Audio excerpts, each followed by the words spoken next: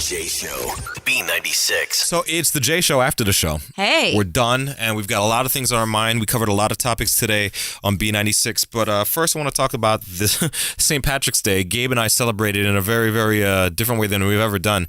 We wore kilts. We wore the kilts, we got the sash, and we have the hat. Now, at first, when we put them on, we were like, oh, we're doing the Irish thing. And then the tweets and texts start coming in, and it was like, no, this is Scottish. I know, man. Well, No, it's not Irish. It's Scottish. It's Irish. What is it? I had a Scottish friend in high school, and he would not sometimes wear a kilt, but he had kilts at his house. And his parents, like his dad, wore a kilt or something. So I knew it was Scottish, but somehow it made its way to Ireland, I think, because you have the bagpipers who wear kilts. Yes. I'm looking at Wikipedia right now. Yeah. The kilt thing is definitely notably Scottish, and somehow it made its way to Ireland. I don't know how. Listen, all I know is this. Roddy Piper is my dude. Wait a second. Roddy Piper was a Scottish. Was he? Yeah. Damn it, Roddy. man. Well, listen, when you're a kid growing up, you don't know better. Yeah, this is the wrestler, Roddy Piper. Oh, But Jay, did you feel like wearing a kilt made you feel like a certain type of way? Did you feel emasculated or anything? I won't say I feel emasculated. I'll tell you this much, though. Like, all right, and I don't want to get too nasty, Shelly, but being so exposed in my crotch region made me really feel a different appreciation for what women go through when you're walking through like the streets of Chicago in a skirt or a dress. It's like brutal. Because Jay and I, we see girls holding their skirts on the side. Like they bunch up the skirt so it doesn't fly up. I'm telling you, like a day like the past couple of days where it's been so windy, wearing a skirt or a dress, like if you wore those kilts outside, would be a horrible idea. But let us face it, Shelly. You don't have exactly what we have down there. Like we have a little more. I don't, but I have something that I still don't want exposed to the world. We've got more machinery, and I feel like just having that kind of dangly sensation with the exposure of the bottomless skirt, I think it might even feel worse for a guy wearing a skirt than a woman. I'm sure you're just not used to it because you never do that.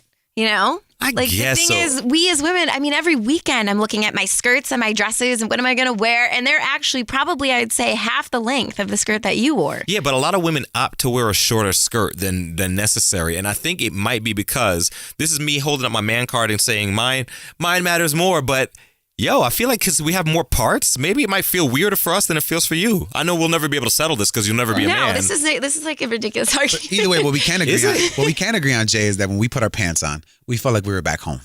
Absolutely. It was like a hug on my thigh. Yes. Well, I would hope so. Yeah, the pants were definitely a good look. Also, looking at the social media, looks like Rob Kardashian and Blac Chyna are going very, very strong. Yeah, so they were seen at Legoland yesterday. Well, first of all, today is Rob's birthday. He's 29 today, which is very exciting. And then Blac Chyna and Rob went to Legoland with her son. And they enjoyed a little pre-birthday bash. Did enjoy all the rides that they have there. Is that where you guys are trying to go for your birthday? Legoland, not really. I mean, I've gone to the Lego store over at Magnificent Mile. Yeah. And it is kind of fascinating when you look at the Legos. For example, they have the Lego set of the Chicago skyline. Oh, really? In the window. Is it big? There's a How new big exhibit, is it? actually. It's massive. Huge. There's a new exhibit at the Field Museum, or the Museum of Science and Industry, sorry. It's like a Lego Yeah, it put just together. started last week, and it goes through for the next 6 months, something like that. So. I got an appreciation looking at those Lego Chicago sets, and man, it takes a long time to do that. You know who's really good at building those? Who's that? Ooh. Trey Songz. Trey Songz builds Legos? Lego. He I was waiting for a backstory of oh my gosh, I didn't get this. So yeah, man, Legos. I mean, not my forte. I don't have enough. I don't think what's the word. I don't have enough patience. Yeah, I'd give up after the first block of Michigan Avenue. Is it expensive to get in there?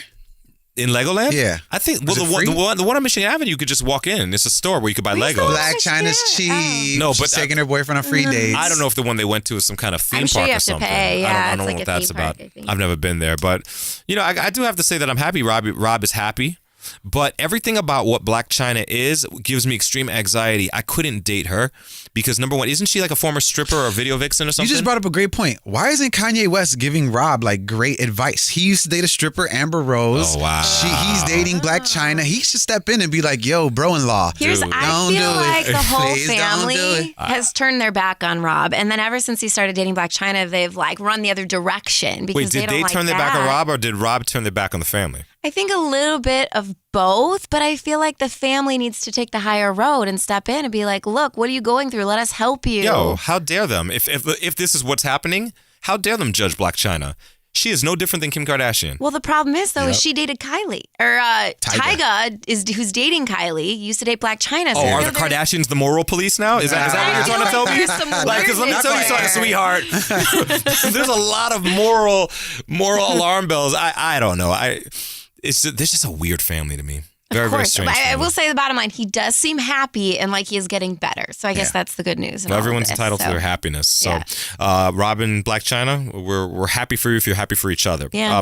A lot of people not happy with Madonna right now. Yeah. Recently, she did a show, and the show started 2 hours late. What are you thinking?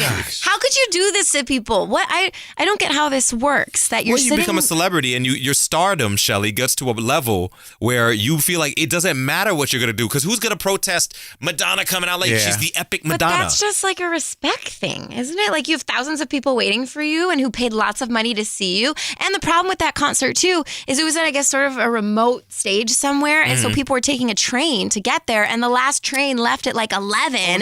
So a lot of people couldn't get home because they were stuck at this concert. And things that stars that haven't taken trains in decades don't think about.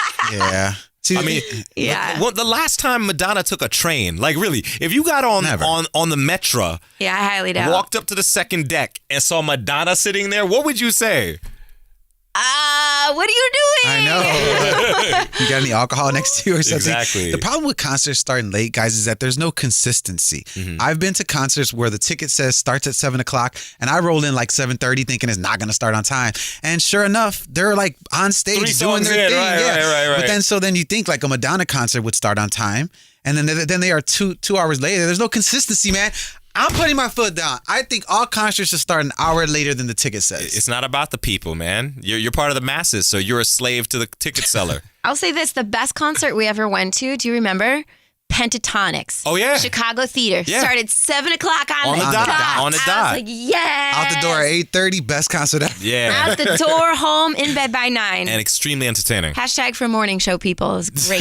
For sure. Yes. For sure. All right. Well, there's a lot to talk about there, but definitely continue the conversation. We're always on social media. Facebook, Instagram, Twitter, everything at J Show Chicago. J Show.